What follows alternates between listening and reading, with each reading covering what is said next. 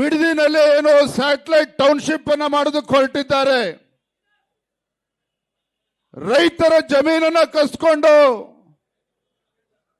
ಉಪನಗರವನ್ನ ಮಾಡಬೇಕು ಅಂತೇಳಿ ಹೊರಟಿದ್ದಾರೆ. ಈ ರಾಜ್ಯದ ಕಾಂಗ್ರೆಸ್ ಸರ್ಕಾರ ರೈತ ವಿರೋಧಿ ಕಾಂಗ್ರೆಸ್ ಸರ್ಕಾರದ ವಿರುದ್ಧ ಭಾರತೀಯ ಜನತಾ ಪಾರ್ಟಿ ಇವತ್ತು ರಣಕಹಳೆಯನ್ನ ಊದಿರ್ತಕ್ಕಂಥದ್ದು.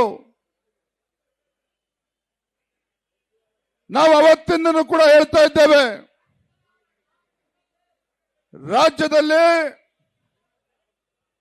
ರೈತರ ಪರವಾಗಿ ಆಲೋಚನೆಯನ್ನ ಮಾಡದೇನೆ ರಿಯಲ್ ಎಸ್ಟೇಟ್ ಬಗ್ಗೆ ಆಲೋಚನೆ ಮಾಡ್ತಕ್ಕಂಥ ಮುಖ್ಯಮಂತ್ರಿಗಳು ಅಧಿಕಾರದ ಚುಕ್ಕಾಣಿಯನ್ನು ಹಿಡಿದ್ರೆ ಇದೇ ರಾಜ್ಯಕ್ಕೆ ಆಗ್ತಕ್ಕಂಥ ಅನ್ಯಾಯ, ರೈತರಿಗೆ ಆಗ್ತಕ್ಕಂಥ ಅನ್ಯಾಯ. ಬಿಡದಿ ಸುತ್ತಮುತ್ತಲ ಗ್ರಾಮದ ರೈತರು ಈ ರಾಜ್ಯದ ಮುಖ್ಯಮಂತ್ರಿಗಳಿಗೆ ಇವತ್ತು ಪ್ರಶ್ನೆನ ಕೇಳ್ತಾ ಇದ್ದಾರೆ. ನಾನು ಆರ್ ಅಶೋಕ್ ಅವರು, ಚಲವಾದಿ ನಾರಾಯಣ ಸ್ವಾಮಿ ಅವರು, ನಮ್ಮೆಲ್ಲ ಪಕ್ಷದ ಮುಖಂಡರು ಆ ಭಾಗದ ರೈತರನ್ನ ಮಾತನಾಡಿಸೋದಕ್ಕೆ ಹೋದಾಗ ರೈತರು ಎತ್ತಿರ್ತಕ್ಕಂಥ ಪ್ರಶ್ನೆ, ಮಾನ್ಯ ಮುಖ್ಯಮಂತ್ರಿಗಳಿಗೆ ನಮ್ಮ ಪರವಾಗಿ ಕೇಳಿ, ರಾಜ್ಯದ ಮುಖ್ಯಮಂತ್ರಿಗಳು ಕಾಂಗ್ರೆಸ್ ಶಾಸಕರು ನೂರಾರು ಸಾವಿರಾರು ಎಕರೆ ಜಮೀನನ್ನ ಬಿಡದಿ ಭಾಗದಲ್ಲಿ ಇಟ್ಕೋಬಹುದು. ಕೃಷಿ ಚಟುವಟಿಕೆನ ಮಾಡ್ತಕ್ಕಂಥ ನಾವು ರೈತರು, ಈ ನಾಡಿಗೆ 2 ತುತ್ತು ಅನ್ನವನ್ನ ಕೊಡ್ತಕ್ಕಂಥ ರೈತರು, ನಾವು 4-5 ಎಕರೆ ನಮ್ಮ ಕುಟುಂಬಕ್ಕೋಸ್ಕರ ಇಟ್ಕೋಬಾರ್ದ, ಕೃಷಿ ಚಟುವಟಿಕೆ ಮಾಡಬಾರ್ದ? ಈ ಪ್ರಶ್ನೆಯನ್ನ ಆ ಭಾಗದ ರೈತರು ರಾಜ್ಯದ ಮುಖ್ಯಮಂತ್ರಿಗಳಿಗೆ ಕೇಳಿದ್ದಾರೆ. ನಾನು ರಾಜ್ಯದ ಮುಖ್ಯಮಂತ್ರಿ ಕೇಳೋದಕ್ಕೆ ಇಚ್ಛೆ ಪಡ್ತೇನೆ. ಏನು ಮೊನ್ನೆ ಹೇಳಿಕೆಯನ್ನ ಕೊಟ್ಟಿದ್ದೀರಿ, ಯಾವುದೇ ಕಾರಣಕ್ಕೂ ರೈತರಿಂದ ನಾವು ಬಲವಂತವಾಗಿ ಜಮೀನನ್ನ, ತಾಯಿ ಅಲ್ಲೇ ಕುತ್ಕೊಳ್ಳಮ್ಮ, ಯಾವುದೇ ಕಾರಣಕ್ಕೂ ನಾವು ರೈತರಿಂದ ಬಲವಂತವಾಗಿ ಜಮೀನನ್ನ ಕಸಿದುಕೊಳ್ಳಲ್ಲ ಅನ್ನುವ ಮಾತನ್ನ ಏನ್ ಹೇಳಿದ್ದೀರಿ ಮಾನ್ಯ ಮುಖ್ಯಮಂತ್ರಿಗಳೇ. ಒಂದು ಕಡೆ ಈ ರೀತಿ ಹೇಳಿಕೆಯನ್ನ ಕೊಡ್ತೀರಿ, ಮತ್ತೊಂದು ಕಡೆ ರಾತ್ರೋರಾತ್ರಿ ರೈತರ ಮನೆಗಳಿಗೆ ಗುಂಡಾಗಳಿಗೆ ಹೋಗ್ತಾ ಇದ್ದಾರೆ. ಗುಂಡಾಗಳು ಹೋಗಿ ರೈತ ಕುಟುಂಬಗಳಿಗೆ ಬೆದರಿಕೆ ಆಗ್ತಕ್ಕಂಥ ಕೆಲಸ ಮಾಡ್ತಾ ಇದ್ದಾರೆ. ಬಿಡದಿ ಟೌನ್ಶಿಪ್ಗೆ ನಿಮ್ಮ ಜಮೀನನ್ನ ಬಿಡ್ಕೊಡದೆ ಹೋದ್ರೆ ನಿಮಗೆ ಉಳಿಗಾಲ ಇಲ್ಲ ಅನ್ನುವ ಬೆದರಿಕೆಯನ್ನು ಕೂಡ ಗುಂಡಾಗಳು ರೈತ ಕುಟುಂಬಗಳಿಗೆ ಮಾಡ್ತಾ ಇದ್ದಾರೆ. ಮಾನ್ಯ ಮುಖ್ಯಮಂತ್ರಿಗಳೇ, ನಿಮ್ಮ ಜೀವನದ ಬಹಳ ದೊಡ್ಡ ಆಸೆ ಈಡೇರಿದೆ. ನಿಮಗೆ ನಿಮ್ಮ ಹಲವು ದಶಕಗಳ ಕನಸೇನಿತ್ತು, ಈ ರಾಜ್ಯದ ಮುಖ್ಯಮಂತ್ರಿ ಆಗಬೇಕು ಅಂತೇಳಿ. ಮಾನ್ಯ ಡಿ.ಕೆ. ಶಿವಕುಮಾರ್ ಅವರೇ, ನಿಮ್ಮ ಕನಸು ನೆರವೇರಿದೆ ಈಗಾಗಲೇ. ಆದ್ರೆ ಏನ್ ಮಾಡ್ತೀರಿ? ಮನುಷ್ಯನಿಗೆ ದುರಾಸೆ ಬಂದ್ರೆ ಯಾವುದೂ ಕೂಡ ಸಾಕಾಗೋದಿಲ್ಲ. ಮುಖ್ಯಮಂತ್ರಿಗಳಾಗಿ 24 ಗಂಟೆಯಲ್ಲಿ ಅವ್ರ ಕೈ ಹಾಕಿರ್ತಕ್ಕಂಥ ಕಾರ್ಯಕ್ರಮಗಳೇನು, ಉತ್ತರ ಕರ್ನಾಟಕದ ರೈತರ ಸಮಸ್ಯೆಯನ್ನ ಬಗೆಹರಿಸ್ತೀನಿ ಅಂತಲ್ಲ, ಉತ್ತರ ಕರ್ನಾಟಕದ ರಾಜ್ಯದ ರೈತರ ಸಂಕಷ್ಟಕ್ಕೆ ಸ್ಪಂದನೆ ಮಾಡ್ತೀನಿ ಅನ್ನೋ ಮಾತನ್ನ ಹೇಳಲಿಲ್ಲ. ಅದರ ಬದಲಾಗಿ ಬಿಡದಿ ಟೌನ್ಶಿಪ್ ಅನ್ನ ಮಾಡಬೇಕು ಅಂತೇಳಿ ಮುಂದೆ ಹೋಗ್ತೀರಿ. ಕನಕಪುರದಲ್ಲಿ ಏರ್ಪೋರ್ಟ್ ಅನ್ನ ಮಾಡಬೇಕು ಅಂತೇಳಿ ತೀರ್ಮಾನವನ್ನ ಮಾಡ್ತೀರಿ. ಇದರಲ್ಲಿ ರಿಯಲ್ ಎಸ್ಟೇಟ್ ಆಸಕ್ತಿ ಒಂದು ಬಿಟ್ರೆ ಬೇರೆ ಏನು ಆಸಕ್ತಿ ಇದೆ ಅನ್ನೋದನ್ನ ರಾಜ್ಯದ ಜನರಿಗೆ ಇವತ್ತು ಮಾನ್ಯ ಮುಖ್ಯಮಂತ್ರಿಗಳು ಹೇಳಬೇಕಾಗ್ತದೆ. ಬಂಧುಗಳೇ, ಈ ರಾಜ್ಯದ ಮುಖ್ಯಮಂತ್ರಿಗಳಿಗೆ ಬಿಡದಿನಲ್ಲಿರ್ಬೋದು, ಕನಕಪುರ ಏರ್ಪೋರ್ಟ್ ನಲ್ಲಿರ್ಬೋದು, ರಿಯಲ್ ಎಸ್ಟೇಟ್ ಬಿಟ್ರೆ ಯಾವುದೇ ಆಸಕ್ತಿ ಇಲ್ಲ. ಮಾನ್ಯ ಡಿ.ಕೆ. ಶಿವಕುಮಾರ್ ಅವರು ನುಡಿದಂತೆ ನಡೆತಕ್ಕಂಥ ವ್ಯಕ್ತಿಯವರು.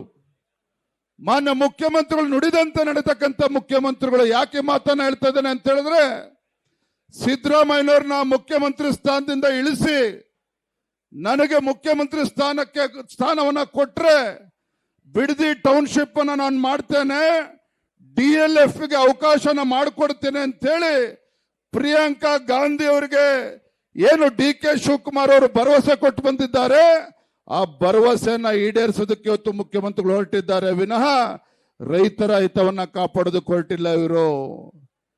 ಪ್ರಿಯಾಂಕಾ ಗಾಂಧಿ ಅವರಿಗೆ ಕೊಟ್ಟಿರ್ತಕ್ಕಂಥ ಭರವಸೆಯನ್ನ ಈಡೇರಿಸೋದಕ್ಕೆ ಕೋಟ್ಯಾಧಿಪತಿಗಳನ್ನ ರಿಯಲ್ ಎಸ್ಟೇಟ್ ಕಂಪನಿಗಳಿಗೆ ರಿಯಲ್ ಎಸ್ಟೇಟ್ ದಂಧೆ ಮಾಡಿಕೊಡೋದಕ್ಕೆ ಮುಖ್ಯಮಂತ್ರಿಗಳು ಕಾಂಗ್ರೆಸ್ ಪಕ್ಷದ ಹೈಕಮಾಂಡಿನ ಹೊಟ್ಟೆ ತುಂಬಿಸೋದಕ್ಕೋಸ್ಕರ ಆ ಭಾಗದ ರೈತರ ಹೊಟ್ಟೆ ಮೇಲೆ ಹೊಡಿತಕ್ಕಂಥ ದುಸ್ಸಾಹಸಕ್ಕೆ ಇವತ್ತು ಮಾನ್ಯ ಮುಖ್ಯಮಂತ್ರಿಗಳು ಕೈ ಹಾಕಿರುವಂತದ್ದು. ಮಾನ್ಯ ಮುಖ್ಯಮಂತ್ರಿಗಳೇ, ರಾಜ್ಯದಲ್ಲಿ ಏನು ಈ ನಾಡಿಗೆ ಎರಡು ತುತ್ತು ಅನ್ನವನ್ನ ಕೊಡ್ತಕ್ಕಂಥ ರೈತನ ಕೋಪಕ್ಕೆ ಗುರಿಯಾದರೆ ಯಾವುದೇ ಸರ್ಕಾರಗಳು ಬದುಕುಳಿದಿಲ್ಲ. ಅಧಿಕಾರದ ಮದ, ಅಧಿಕಾರದ ದರ್ಪ ಎಲ್ಲಿಗೆ ತಂದ್ಬಿಟ್ಟಿದೆ ಅಂತ ಹೇಳಿದ್ರೆ, ಇವತ್ತು ಆ ಭಾಗದ ರೈತರು ಪ್ರತಿಭಟನೆಯನ್ನ ಮಾಡ್ತಾ ಇದ್ರೆ ಆ ಪ್ರತಿಭಟನೆ ನಿರ್ತಾ ಇರ್ತಕ್ಕಂಥ ರೈತರ ಮೇಲೆ ಪ್ರಕರಣಗಳನ್ನ ದಾಖಲು ಮಾಡಿ ಅವರಿಗೆ ಜೈಲಿಗೆ ಅಡ್ತಕ್ಕಂಥ ಷಡ್ಯಂತ್ರ ಕುತಂತ್ರ ರಾಜ್ಯದ ಮುಖ್ಯಮಂತ್ರಿಗಳು ಮಾಡ್ತಾ ಇದ್ದಾರೆ. ಮಾನ್ಯ ಮುಖ್ಯಮಂತ್ರಿಗಳೇ, ನಿಮ್ಮ ಕಾಂಗ್ರೆಸ್ ಸರ್ಕಾರದ ಪಾಪದ ಕೊಡ ತುಂಬಿದೆ. ಕಾಂಗ್ರೆಸ್ ಸರ್ಕಾರದ ಪಾಪದ ಕೊಡ ತುಂಬಿದೆ. ಯಾವಾಗ ನೀವು ರೈತರ ಜೀವನದ ಜೊತೆ ಚೆಲ್ಲಾಟ ಆಡೋದಕ್ಕೆ ನೀವು ಕೈ ಹಾಕಿದ್ದೀರಿ, ಆ ರೈತರ ಶಾಪ ಈ ಕಾಂಗ್ರೆಸ್ ಸರ್ಕಾರವನ್ನ ಬುಡ ಸಮೇತ ಕಿತ್ತಾಕ್ದೇನೆ ಬಿಡೋದಕ್ಕೆ ಸಾಧ್ಯ ಇಲ್ಲ. ಖಂಡಿತವಾಗಿ ಮುಂದೆ ಬರ್ತಕ್ಕಂಥ ದಿನಗಳಲ್ಲಿ ಇಡೀ ರಾಜ್ಯದಲ್ಲಿ ರೈತರು ಬೀದಿಗಿಳಿದು ಇವತ್ತು ನಿಮ್ಮ ಸರ್ಕಾರವನ್ನ ಕಿತ್ತೊಗಿತಕ್ಕಂಥ ಕೆಲಸವನ್ನ ಮಾಡ್ತಾರೆ. ನಾನಿವತ್ತು ರಾಜ್ಯದ ಮುಖ್ಯಮಂತ್ರಿ ಕೇಳ್ತೇನೆ, ಇವತ್ತು ನಿಮ್ಮ ಸರ್ಕಾರ ಬಂದು ಇಷ್ಟು ವರ್ಷಗಳಾಗಿದ್ದೇವೆ, ನೀವು ಮುಖ್ಯಮಂತ್ರಿಗಳಾಗಿ ಇಷ್ಟು ತಿಂಗಳಾಗಿದೆ, ಇವತ್ತಿಗೂ ಕೂಡ ಕೃಷಿ ಸಚಿವರು ಇನ್ನೂ ಕೂಡ ಯಾರು ಅಂತೇಳಿ ಇನ್ನೂ ಗೊತ್ತಿಲ್ಲ. ಕೃಷಿ ಸಚಿವರು ಯಾರು ಅಂತೇಳಿ ಇನ್ನೂ ಕೂಡ ನೇಮಕ ಆಗಿಲ್ಲ. ಅದರ ಬದಲಾಗಿ ಇವತ್ತು ರೈತರ ಜೊತೆ ಚೆಲ್ಲಾಟ ಆಡೋದಕ್ಕೆ ನೀವು ಹೊರಟಿದ್ದೀರಿ. ನಾನು ನಿಮ್ಗೊಂದು ಕಿವಿ ಮಾತನ್ನ ಹೇಳ್ತೇನೆ, ಹೇಗಿದ್ರು ನೀವು ರಿಯಲ್ ಎಸ್ಟೇಟ್ ದಂಧೆ ಮಾಡಲೇಬೇಕು ಅಂತೇಳಿ ನೀವು ತೀರ್ಮಾನ ಮಾಡದಂತೆ ಕಾಣ್ತಾ ಇದೆ. ನಿಮ್ಮ ಇಲಾಖೆಯನ್ನ ಎಲ್ಲವನ್ನ ಬದಿಗಿಟ್ಟು ರಿಯಲ್ ಎಸ್ಟೇಟ್ ಖಾತೆ ಸಚಿವರು ಮಾನ್ಯ ಮುಖ್ಯಮಂತ್ರಿ DK ಶಿವಕುಮಾರ್ ಅಂತ ಹೇಳಿ ರಿಯಲ್ ಎಸ್ಟೇಟ್ ಖಾತೆಯನ್ನು ತೆಗೆದುಕೊಂಡ್ರೆ ಬಹುಶಃ ನ್ಯಾಯ ಕೊಡೋದಕ್ಕೆ ಸಾಧ್ಯ ಆಗ್ತದೆ ಖಾತೆಗೆ. ಇಂಥ ಲಜ್ಜೆಗೆಟ್ಟ ಕಾಂಗ್ರೆಸ್ ಸರ್ಕಾರ, ಇಂಥ ಲಜ್ಜೆಗೆಟ್ಟ ರಾಜ್ಯದ ಮುಖ್ಯಮಂತ್ರಿಗಳು ಈ ರಾಜ್ಯದ ರೈತರನ್ನ ರಕ್ಷಣೆ ಮಾಡುವ ಬದಲಾಗಿ ರಿಯಲ್ ಎಸ್ಟೇಟ್ ಮಾಫಿಯಾ ಮಾಡೋದಕ್ಕೆ ಹೊರಟಿದ್ದೀರಿ. ಖಂಡಿತ ಭಗವಂತನು ಕೂಡ ನಿಮ್ಗೆ ಒಳ್ಳೇದು ಮಾಡೋದಕ್ಕೆ ಸಾಧ್ಯ ಇಲ್ಲ. ಎಲ್ಲಿದ್ದಾರೆ ನಿಮ್ಮ ರಾಹುಲ್ ಗಾಂಧಿ? ಎಲ್ಲಿದ್ದಾರೆ ರಾಹುಲ್ ಗಾಂಧಿ ಅವರು? ಇವತ್ತು ದೇಶಾದ್ಯಂತ ಭಾರತ್ ಜೋಡೋ ಯಾತ್ರೆ ಮಾಡ್ತೇನೆ ಅಂತ ಹೇಳಿ ರೈತರ ಹಿತರಕ್ಷಣೆ ನಾ ಕಾಪಾಡ್ತೇನೆ ಅಂತ ಹೇಳಿದಂತ ರಾಹುಲ್ ಗಾಂಧಿ ಅವರು ಇವತ್ತು ನಾಪತ್ತೆ ಆಗಿದ್ದಾರೆ. ನಾನು ಇವತ್ತು ನಮ್ಮ ಮಾಧ್ಯಮದ ಸ್ನೇಹಿತರ ಮೂಲಕ ರಾಹುಲ್ ಗಾಂಧಿ ಅವರಿಗೆ ಆಗ್ರಹ ಪಡಿಸ್ತೇನೆ, ಮಾನ್ಯ ರಾಹುಲ್ ಗಾಂಧಿ ಅವರೇ, ನಿಮ್ಮದೇ ಸರ್ಕಾರ ಕರ್ನಾಟಕ ರಾಜ್ಯದಲ್ಲಿದೆ. ನಿಮ್ಮ ಪರಮಾಪ್ತ DK ಶಿವಕುಮಾರ್ ಅವರು ರಾಜ್ಯದ ಮುಖ್ಯಮಂತ್ರಿಗಳಾಗಿ ರೈತರ ಜೀವನಕ್ಕೆ ಬೆಂಕಿ ಇಡ್ತಕ್ಕಂಥ ಕೆಲಸ ಏನ್ ಮಾಡೋದಕ್ಕೆ ಹೊರಟಿದ್ದಾರೆ. ರೈತರ ರಕ್ಷಣೆ ಮಾಡ್ತಕ್ಕಂಥ ಕರ್ತವ್ಯ ರಾಹುಲ್ ಗಾಂಧಿ ಅವರೇ ನಿಮ್ದು ಇದೆ. ದಯವಿಟ್ಟು ನಿಮ್ಮ ಮುಖ್ಯಮಂತ್ರಿಗಳಿಗೆ ಹೇಳಿ, ರೈತರ ಬದುಕಿನ ಜೊತೆ ಚೆಲ್ಲಾಟ ಆಡೋದು ಬೇಡ. ಬಿಡದಿ ಟೌನ್ಶಿಪ್ ಇಂದ ಹಿಂದೆ ಸರಿಬೇಕು ರಾಜ್ಯ ಸರ್ಕಾರ.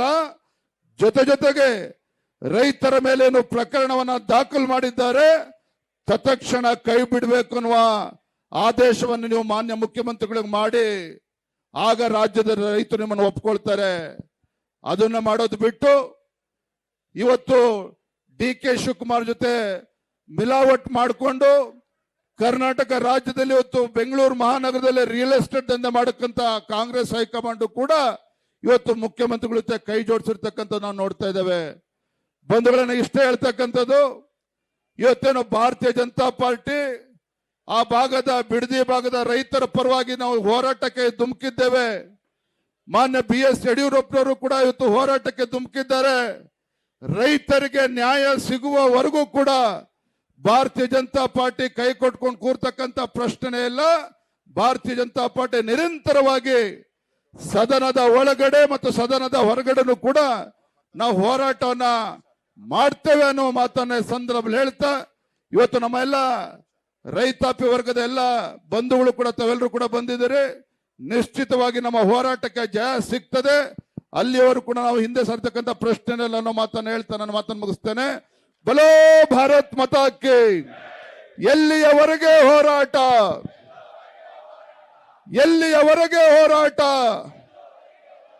ಬಿಜೆಪಿಯ ರೈತ ಪರ ಹೋರಾಟಕ್ಕೆ, ಬಿಜೆಪಿಯ ರೈತ ಪರ ಹೋರಾಟಕ್ಕೆ ಜಿಂದಾಬಾದ್ ಜಿಂದಾಬಾದ್ ಜಿಂದಾಬಾದ್ ಜಿಂದಾಬಾದ್. ನ್ಯೂಸ್ ಫಸ್ಟ್ ನಿರ್ಭೀತಿಯಿಂದ ನಿಮ್ಮ ಪರವಾಗಿ.